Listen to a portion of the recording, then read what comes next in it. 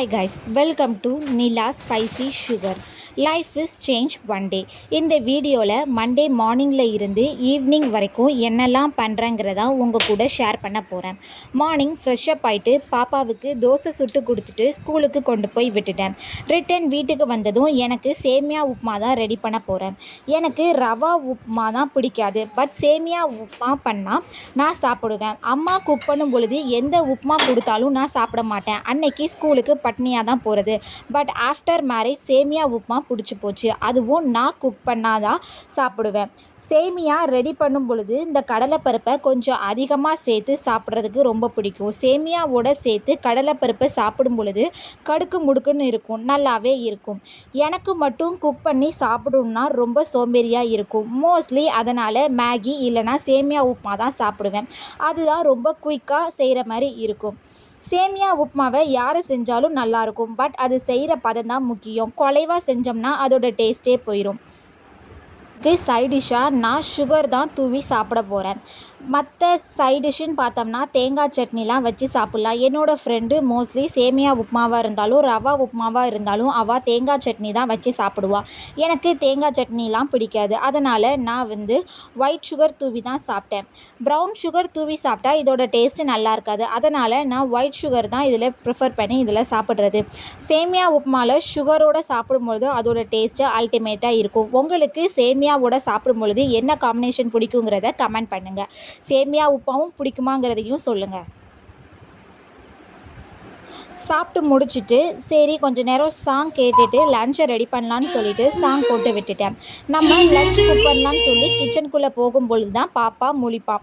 அவள் எந்திரிச்சதும் ஐயோ அப்படின்னு சொல்லிட்டு அவனை நல்லா ஆட்டி தூங்க வச்சுட்டு அதுக்கப்புறம் தான் நான் குக் பண்ணுறதுக்கே போனேன்.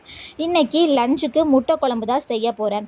முட்டை குழம்பு வச்சு ரொம்ப நாள் ஆச்சு. அதனால் இன்றைக்கி தான் வைக்கலான்னு சொல்லிட்டு வச்சேன். இதை வைக்கிறதுக்கு ஒரு ஆனியனையும் 2 டொமேட்டோவும் எடுத்துக்கிட்டேன். அதையே நான் ஃபஸ்ட்டே கட் பண்ணி ரெடி பண்ணி வச்சுட்டேன்.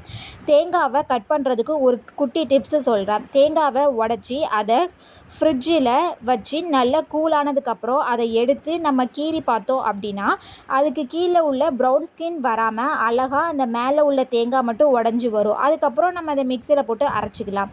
இப்போது இதில் மிக்ஸி ஜாரில் நம்ம கட் பண்ணி வச்சுருக்கிற ஆனியன், ஜிஞ்சர், கார்லிக்கு, தேங்காய் எல்லாத்தையும் சேர்த்துட்டு இது கூடயே நான் பட்டை, கிராம்பு, அன்னாச்சி பூவையும் சேர்த்துக்கிட்டேன். அதுக்கப்புறமா கொஞ்சோண்டு ஜீரகம், கொஞ்சோண்டு சோம்பையும் இது கூட சேர்த்துட்டு கொஞ்சம் தண்ணி ஆட் பண்ணிவிட்டு நல்லா பேஸ்ட்டாக அரைச்சி வச்சுக்கணும். இதுதான் ரொம்ப முக்கியமானதே முட்டை குழம்புக்கு. இந்த மாதிரி செஞ்சோம்னா நல்ல ஸ்மெல்லாக நல்லாவே இருக்கும். அதுக்கப்புறம் பேனில் கொஞ்சோண்டு சீரகம் சேர்த்துட்டு நம்ம ரெடி பண்ணி வச்சுருக்கிற மசாலாவையும் இது கூட சேர்த்து நல்லா மிக்ஸ் பண்ணி விட்டுக்கணும். நான் தக்காளி பழத்தை மிக்ஸியில் போட்டு அடிச்சிட்டேன். அந்த தக்காளி பழத்தையும் இது கூட ஆட் பண்ணிடணும். ரெடி பண்ணிட்டு இருக்கும் போதே பாப்பா வந்துட்டா. சரின்னு சொல்லிட்டு அவளுக்கு மேங்கோவை கட் பண்ணி கொடுத்துட்டு அவள் ஸ்கூலில் என்னெல்லாம் நடந்துச்சுங்கிற கதையும் சொல்ல ஸ்டார்ட் பண்ணிட்டான். அதை கேட்டுட்டு கட் பண்ணி கொடுத்தேன்.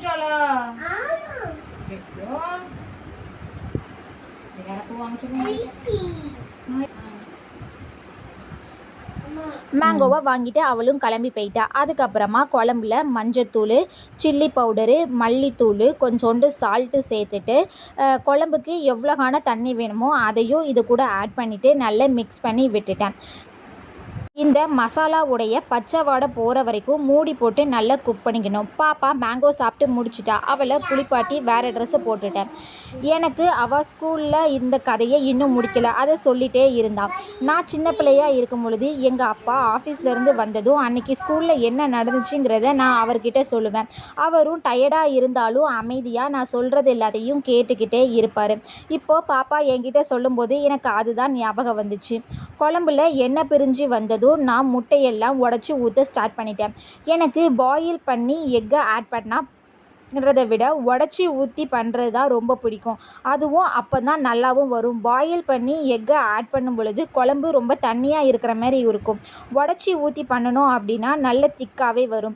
நைட்டுக்கு சப்பாத்தியும் செஞ்சு இந்த குழம்பையே நான் வச்சுக்கலான்னு சொல்லிவிட்டு நான் இந்தமாரி திக்காகவே ரெடி பண்ணி வச்சுட்டேன். சோறு கூட வச்சு சாப்பிட்டாலும் இது சூப்பராகவே இருக்கும். சாப்பாடுக்காக நான் கொஞ்சோண்டு மாங்காய் இருந்துச்சு. அந்த மாம்பழத்தையும் கட் பண்ணி வடகமும் பொரித்து இன்றைக்கியோட லஞ்சை சாப்பிட்டு முடிச்சாச்சு. எனக்கு இந்த முட்டை குழம்புக்கு மாம்பழத்தோட காம்பினேஷன் ரொம்ப பிடிக்கும்.